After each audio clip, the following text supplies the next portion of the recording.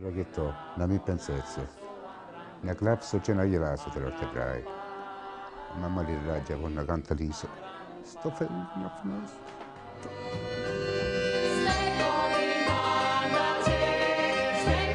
Ήταν αυτό που όλοι μόνοι μας είχαμε ανακαλύψει και προσπαθούσαμε πάντα να το έχουμε τόσο ζεστά μέσα μας. Cioè nonna μου μίλησε πάντα γρήγορα.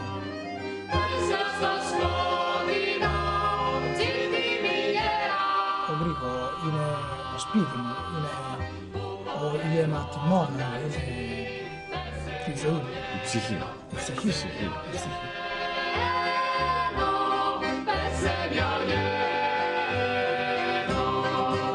Είναι περίεργο το συναίσθημα, γιατί ξέρεις, λες τώρα εγώ τι είμαι που ήρθα εδώ να τους τραγουδήσω τα τραγούδια τους.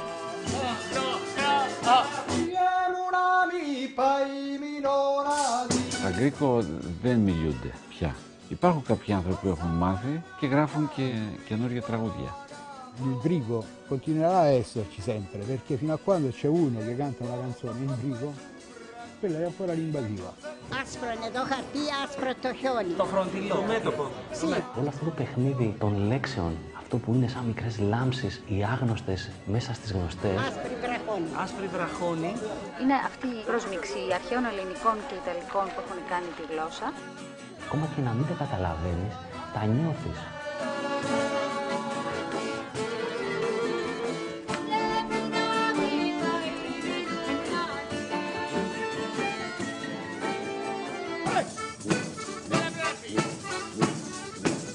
Έβλεπες ανθρώπους, ας πούμε, στερημένους, ανθρώπους που ζουν στην πιο φτωχική γωνιά της Ευρώπης, μια γλώσσα που μάχεται ακόμα να επιβιώσει, κι όμως βλέπεις ότι κλετάνε, παίζουνε.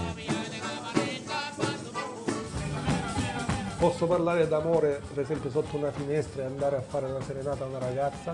No. Non ci stanno più, perché tu col telefonino ci sono i videofonini.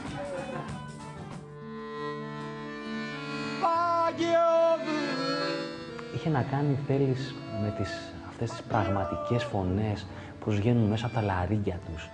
Se tu pensi, ognuno di noi è come una forbice, che quando finisce il suo ciclo vitale, nel terreno diventa humus. Humus cosa vuol dire? Umile.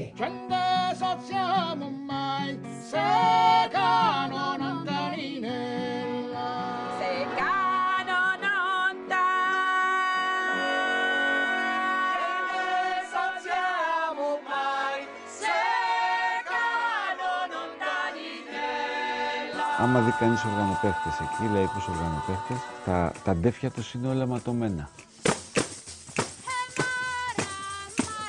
Σε βγάζει από σαν να σε σπρώχνει η γη από κάτω, σου καργαλάει τα πόδια και δεν μπορείς να σταθείς. Δεν γίνεται να μην χορέψεις.